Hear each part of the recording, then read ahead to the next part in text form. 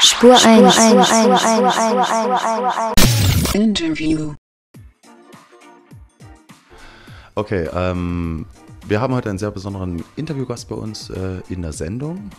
Wir führen dieses Interview vor der Smooth Groove und zu Gast ist Barry von den Dirty Dubsters. Hallo Barry. Guten Tag. All right, Barry. It's not your first time in Dresden. I can clearly remember that you've been here almost a year ago. I think it was nearly 12 months to the month, yeah. You played at another night called Fat Cat Disco. Barry O'Carts and Jess Khalifa are hosting the night actually. And it's more a mash-up night. Yes. Do you remember what you played and how the feeling actually was? Memories are a little bit hazy for a number of different reasons.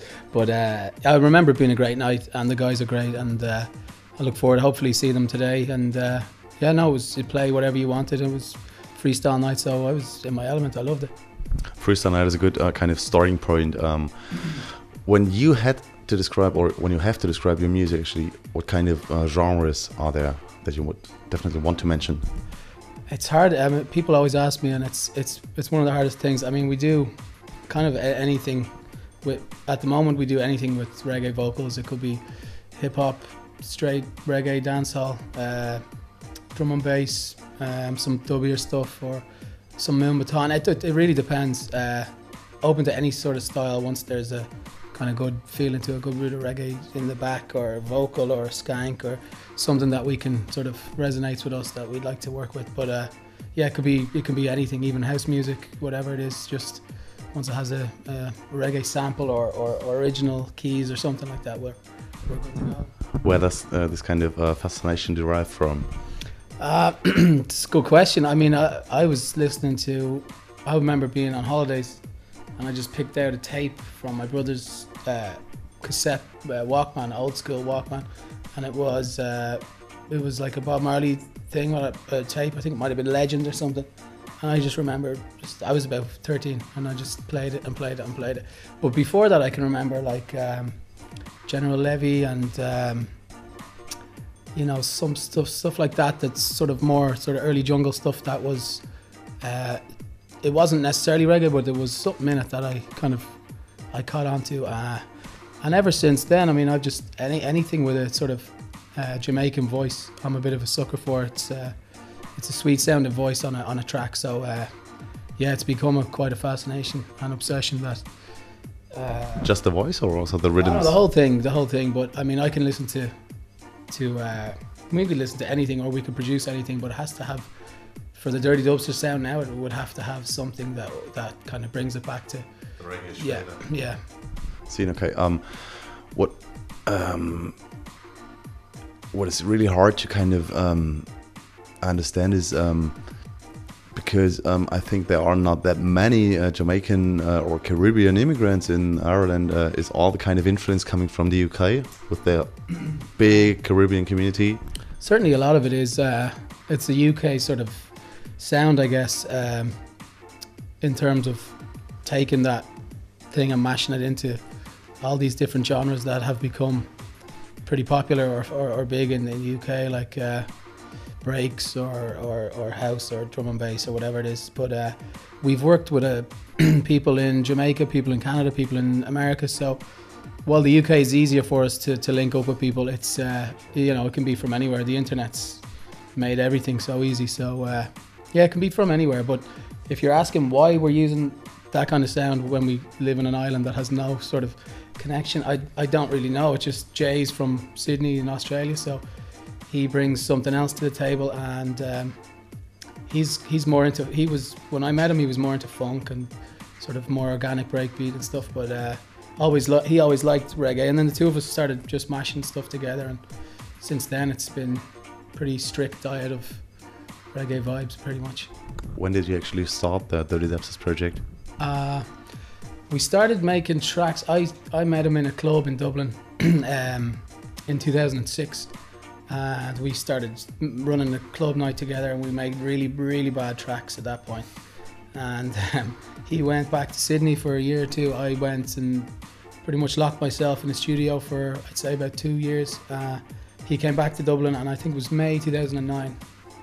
we started our SoundCloud page, and that's when things sort of, we had a format to put stuff up, and that's where it really all it all stemmed from. It was the SoundCloud page that started taking over, and yeah, that was it. 2008, 2009, I think.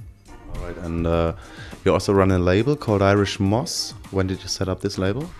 2 years ago, this month. So that's kind of still in its infancy. It's 10. The album that's coming out is going to be the 10th release. But the other label, the Dirty Dubster digital label, is more mashups and breaks and sort of stuff I was doing when I was here last time.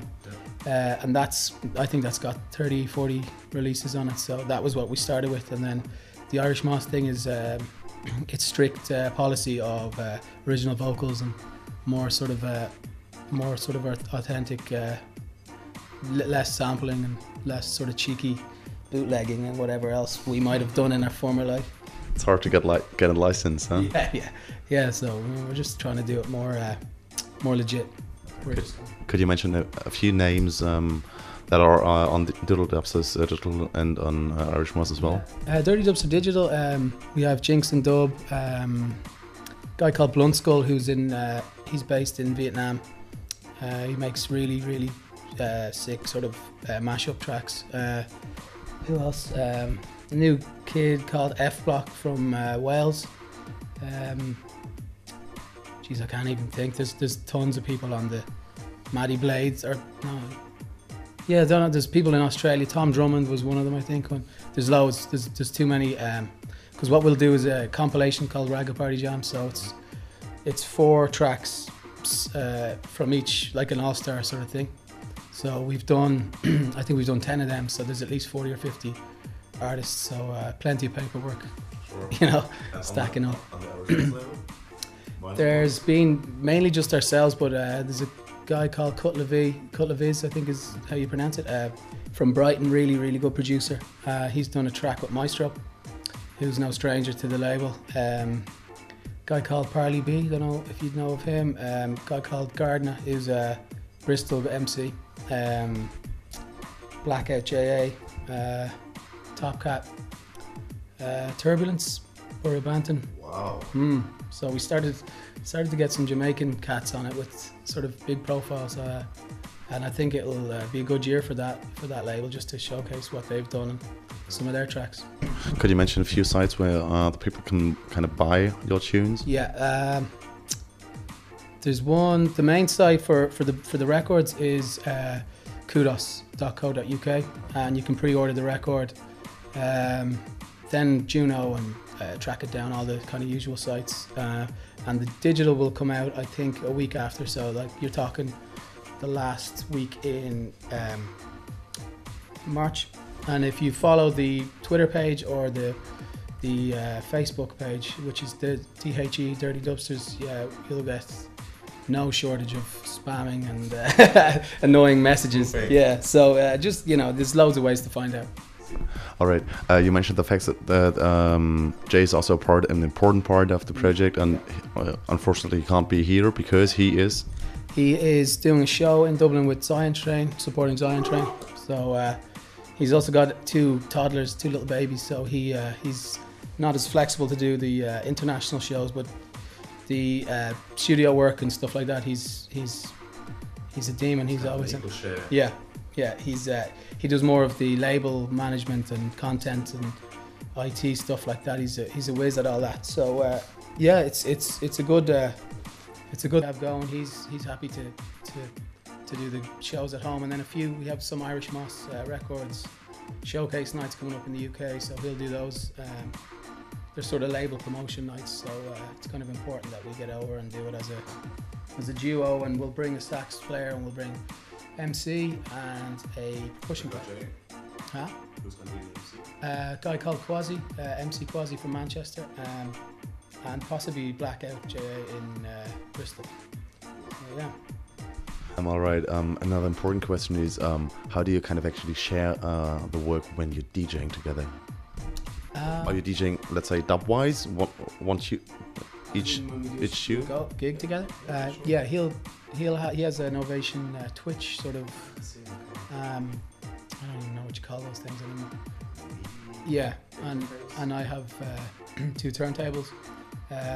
So we'll have a set made out in loops, and you know, we have a sax player and a drummer, so we'll have special intros and edits made for the sax player and for scratching and kind of mixing the yeah. external sounds into your sound? Or? No, he's like, it's like a virtual DJ setup, so it's like 4 decks pretty much.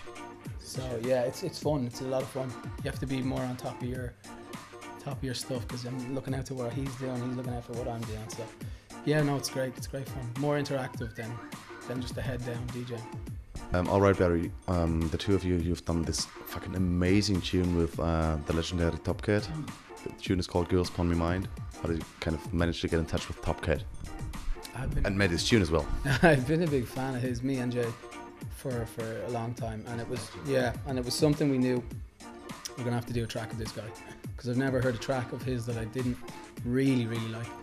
So I had a track. I think I was explaining to you earlier. I had an old Studio One version, and I thought, right, that needs to get sort of bigger drums and yeah. So we made something and sent it over to him. He liked it, and we brought him to Dublin. Did the show, shot a video, did the track, put it out a few months later, and people seem to really like it. You know, it's an easy listening thing. It's about girls. With Top Cat, it's either going to be girls or weed. So we got a girls one, and it's great, and it always works. And his vocals killer on it, and it's you know, it's.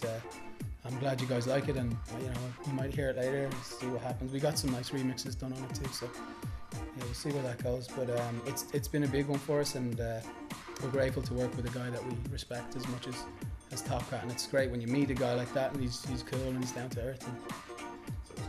And yeah, great fun, great experience. Yeah. Okay, und da hören wir jetzt gleich mal rein und gucken rein. Viel Spaß. Girls are on my mind, super sexy woman when me want all the time. Watch you right now. Girls are on my mind, but I miss a cat, I miss her one more time. Because the way me love woman, me say me can't explain. Like them dating on me blood and circulating on my veins. From my sight to her, me like some men around for use my brain. And we were draw card once and draw card again. Gonna be Paul, gonna be Maxine, Antoinette, or Elaine. Girls are on my mind, and them will try me again. Alright, Barry, we just watched the amazing Girls Upon My Mind tune. There are lots of remixes, also a drum and bassy remix. Yeah. Actually, what I was wondering, what kind of equipment are you using in the studio when it comes to production? Is it just, let's say, hardware based? Is it software, hardware in the mix? Just software? I think it's going to be boring, but it's mainly a laptop and some software and loads of plugins. No. We've, you know, just a keyboard, some plenty of VSTs, instruments, and Ableton. And you've got the world at your fingertips, you know. So yeah, I mean, we don't have any hardware. We've toyed with the idea, but I think money came into it and space came into it, and at the moment, no, it's worked fine. Obviously, the more, you know, you read a magazine. I was talking about this earlier, and you see something, I have to have that, you know. But I've resisted so far. So far so good on the audio, or on the just using VSTs and not having big things to lug around into studios. So yeah, that's about it. What's the kind of main advice you got for kind of certain upcoming producers listening to this show tonight? Just get a SoundCloud, get in the studio, keep your head down, keep doing it. Be persistent. That's the main thing, you know, and just keep making tracks. Yeah, I mean, you know, it's like anything. You put work in, something will come out of it. But I mean, it does take a lot of. I mean, if you're starting from scratch and stuff, it takes a long time. But with advances in technology, like we were talking about, you've got cheat ways, you've got corners you can cut. Unfortunately, people will hate me here saying that, but I mean that's the truth, you know. And you know, just time and effort and persistence, I guess. All right. We've got to say thanks, Barry. I hope you're gonna enjoy the night. I think I will. I'm pretty sure I will. All right, cool. Greetings, DJ Obese of the Dirty Dubsters, and you're locked into Sport 1's radio show.